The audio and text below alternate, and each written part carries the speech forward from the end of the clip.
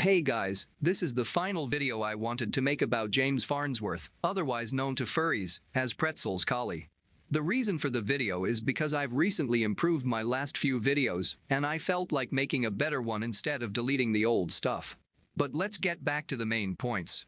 You have someone who has nothing wrong with him, aside from mentally being off. He was a fully functional individual.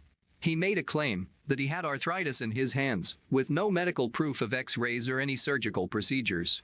My focal point was that he used his hands constantly, and a joke that I made was that he had a video on Pornhub where he jerked a guy off with no complaints. Forget about his shitty chevron job for a moment and ask yourself, why was he part of that BID community on Facebook? This was discovered the same day he woke up, and as he claimed, his whole life changed. The same day that GoFundMe page was created. The same fucking day he became an amputee was magically the same day he handicapped himself. But the real question we were thinking was, how long was he part of that BID community? I'll let everyone marinate on that idea, but the other fact remains, why did he cripple himself? Why would a perfectly functional human being want to be disabled? It doesn't make sense.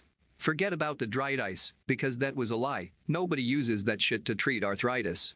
If you're stuck on that idea, you may as well stop watching this video. I'm sure there's cults out there that would occupy your time better. So he didn't have arthritis, but he hated his job at Chevron, which, like I said before, it was a shitty job that didn't need him there. If he was that important, he would still have his hands, but now he has his metal sticks. The other question, which is the most important one to ask yourself, what was up with the Brittany Sanchez who spelled her name wrong on his GoFundMe account? If you think about it, that was James Farnsworth who made his fake GoFundMe account. He spelled the name wrong, put the same image he had on his Twitter account, and squandered the money because his trip to the hospital was intentional. Just think for a minute, how did that GoFundMe account know he was going to lose his hands? How did they raise money for him when he just went in the emergency room?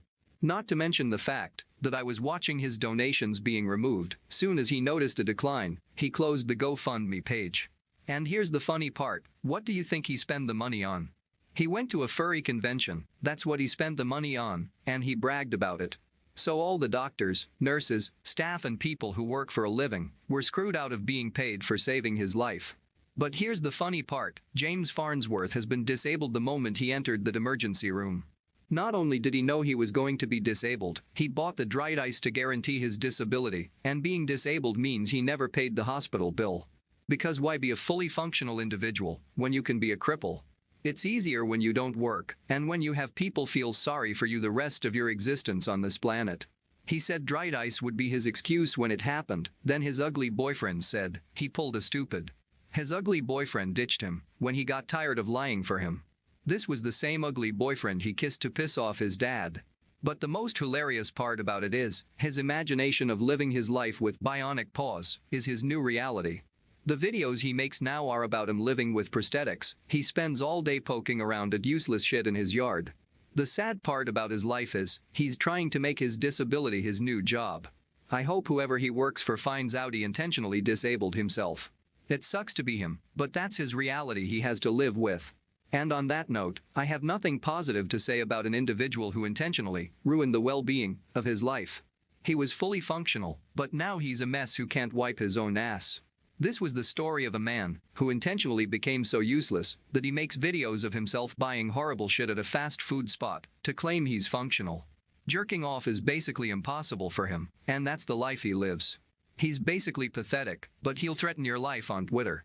Thanks for watching. I'll try to release a new video soon, but make sure you wash your hands.